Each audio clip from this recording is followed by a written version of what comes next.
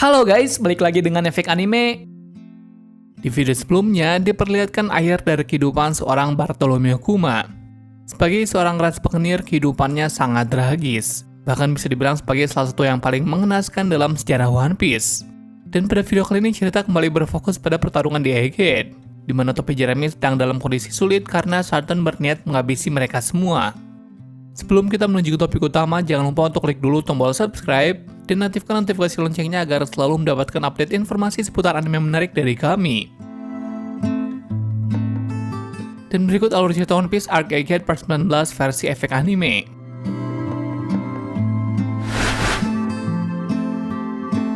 Saturn menjelaskan pada Bonnie kalau kekuatannya tidak akan berpengaruh apapun pada Saturn, yang ternyata kekuatan dari Bonnie adalah kekuatan yang diberikan olehnya.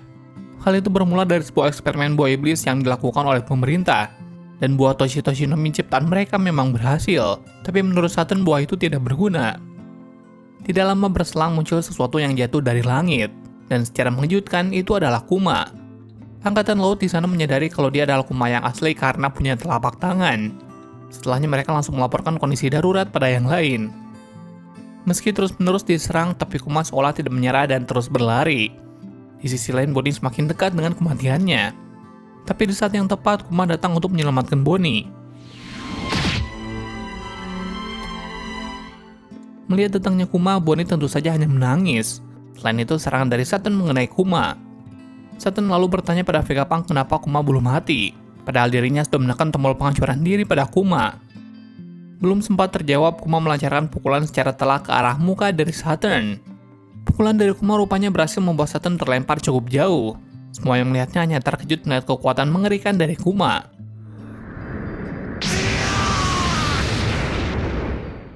Berkat pukulan tersebut, anggota topi Jeremy sekarang sudah bisa bergerak lagi. Mereka lalu berniat segera melarikan diri.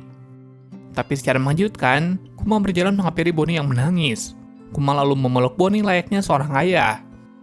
Vegapunk jelas tidak menyangka pada situasi yang sedang terjadi. Vegapunk memang tidak membuat fungsi penghancuran diri pada Kuma, tapi Vegapunk tetap membuat tombol untuk membuatnya mati total. Alasannya karena Vegapunk tidak mau Kuma meledak dan malah digunakan sebagai senjata oleh pemerintah. Meski sudah mati total serta tidak punya pikiran dan kendak bebas, anehnya Kuma masih bergerak berdasarkan pikirannya. Yang artinya Kuma bisa bergerak karena ras Pekenir memang punya tubuh yang luar biasa kuat. Sedangkan pada sisi lain, Saturn bangkit dari reruntuhan dengan sangat marah. Serangan dari Kuma rupanya berhasil merusak sebagian tubuh dari Saturn. Tapi setelahnya Saturn kembali beregenerasi, seolah luka di tubuhnya sudah menghilang sepenuhnya. Dia lalu berniat kembali menyerang Kuma. Jelas saja Sanji dan Franky tidak berdiam diri. Franky lalu melancarkan serangan pada Saturn. Tapi di sisi lain Kizaru juga bangkit dan menyerang Franky. Vegapunk lalu berniat menghadapi Saturn dan Kizaru seorang diri. Sementara yang lainnya disuruh pergi dan menjaga Bonnie serta Kuma. Lalu setelahnya perintah untuk Basarko langsung dilancarkan. Semua kapal juga bersiap untuk menembak. Mendengarnya Vegapunk hanya bisa tercengang. Jelas Vegapunk meminta Saturn untuk mencabut perintah itu. Pasalnya Egghead adalah pulau masa depan umat manusia. Tidak lama berselang dilaporkan kalau Basarko sudah siap. Angkatan laut juga menyuruh Saturn untuk segera pergi. Tapi ternyata Kizaru dan Saturn akan tinggal di sana selama penyerangan Basarko. Selain itu, Saturn berkata kalau kapal dari pekerja dan peneliti yang lain sudah dihancurkan. Sementara pada sisi lain, anggota topi Jeremy sudah tiba di roket vakum untuk segera ke Labo Phase. Lalu Sanji akan kembali untuk menjemput Vegapunk. Sanji juga mengabari kelompok Nami yang ada di atas. Jelas saja semuanya sangat terkejut mengetahui Basarko akan segera dilancarkan. Lalu karena Vega First One sudah dihancurkan Kizaru, Bro punya ide lain untuk kabur dari Egghead. Sedangkan di pihak angkatan laut, mereka akhirnya mulai menembaki pulau.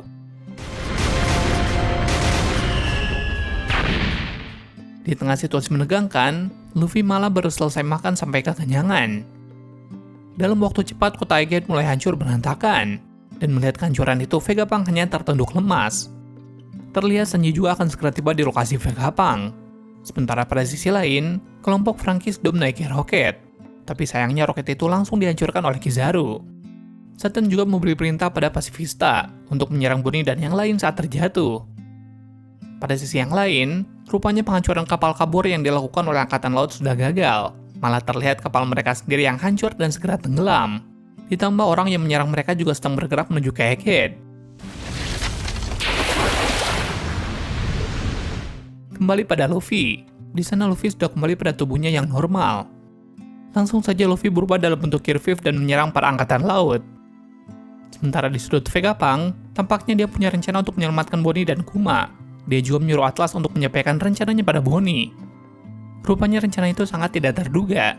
Secara tiba-tiba Bonnie berteriak pada para pasifista agar jangan menyerangnya. Bonnie juga meminta pasifista untuk membantunya kabur dari pulau itu. Secara mengejutkan, para pasifista rupanya menuruti perintah dari Bonnie. Para pasifista lalu berbalik dan menyerang kapal dari angkatan laut. Rupanya itu sengaja dibuat oleh Vegapunk, dengan alasan Vegapunk tidak mau Kuma membunuh anaknya sendiri. Maka dari itu, otoritas yang paling tinggi justru dipegang oleh Bonnie. Melihat situasi yang ada, Saturn lalu menyerang Vegapunk hingga tidak berdaya. Selain itu, Kizaru juga lanjut menyerang Bonnie dan yang lain.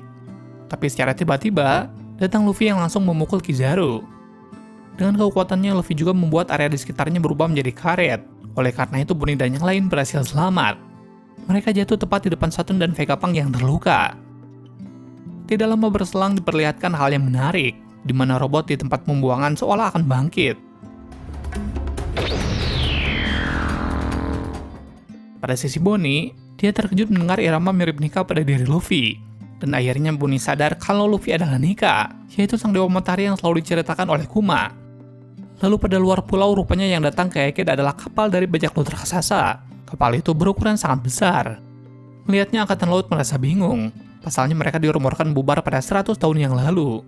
Meski ditembaki meriam oleh banyak kapal, tapi kapal mereka seolah tidak tergores sedikit pun. Rupanya di kapal itu ada Dory dan juga Brogy, yang langsung saja mereka menyerang para angkatan laut. Ternyata mereka datang untuk menjemput topi jerami. Selain itu, mereka juga tahu kalau Luffy adalah si dewa matahari. Setelah menghancurkan beberapa kapal, Dory dan Brogy sudah tiba di pulau. Rupanya mereka juga membawa para anggota yang lain, termasuk Oimo dan Kashi. Yang langsung saja, para angkatan laut dibuat tidak berdaya. Para bajak laut raksasa akhirnya berkumpul di pulau tersebut. Di atas Leboves, Usopp, Nami, serta Chopper terlihat sangat senang dengan datangnya bajak laut raksasa. Terlebih lagi mereka datang untuk menyelamatkan kelompok topi jerami. Mereka datang karena situasi sekarang sudah ramai diberitakan di surat kabar. Sedangkan pada sisi dari Brook dan Lilith, kapal mereka terus meluncur setelah awannya diubah menjadi es. Sementara Zoro dan Lucci masih bertarung dengan sangat sengit. Lalu pada angkatan laut, saat ini sekitar 30 kapal kecil dan menengah dilaporkan sudah tenggelam, dan jumlahnya masih terus bertambah. Mereka juga harus bertarung dengan pasifista, yang sebenarnya adalah senjata mereka sendiri. Tidak jauh dari sana, diperlihatkan kemunculan karakter lain yang memantau insiden Egghead. Mereka adalah Van Ogor dan Katarina Devon dari bajak laut Kurohige. Kita kembali pada Luffy. Setelah sekian lama, akhirnya Luffy baru menyadari kalau Vegapunk sudah terkapar. Setelahnya Luffy mencoba menyerang Saturn. Tapi belum sempat mengeluarkan pukulan, tiba-tiba tubuh Luffy mengeluarkan darah. Melihatnya Bonnie cukup terkejut, tapi Luffy kembali melanjutkan aksinya. Dia lalu melancarkan jurus Gatlingan pada Saturn.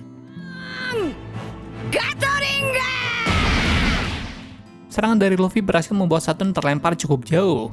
Lalu kelompok topi jerami memanfaatkan situasi untuk segera kabur. Tapi lagi-lagi Kizaru muncul dan menyerang mereka. Dengan cepat Sanji menendang sinar laser dari Kizaru. Sanji lalu menyuruh yang lain pergi, sementara dia akan menahan Kizaru. Sedangkan Vegapunk tidak bisa pergi, karena jika pergi dengan luka seperti itu, maka nyawanya akan melayang. Tidak lama berselang, Katarina Devon dan Van Agor muncul di hadapan Saturn. Katarina Devon hanya menyentuh kaki dari Saturn, lalu dia berkata misi sudah selesai. Belum jelas apa yang dimaksud oleh Katarina Devon, tapi Saturn seolah tidak percaya kalau dia tunduk pada Kurohige. Katarina Devon berkata kalau Teach adalah orang yang spesial. Saturn bertanya padanya apa yang sedang mereka incar, pasalnya mereka membuat pergerakan yang aneh. Saturn lalu menyerang mereka berdua, yang langsung saja mereka pergi dari tempat tersebut. Van Agor lalu mengajak Katarina Devon untuk segera pulang. Tapi di balik pepohonan, Karibu seolah lega karena bisa bertemu mereka. Dia juga berkata mimpinya adalah menjadi salah satu dari anggota bajak laut Kurohige.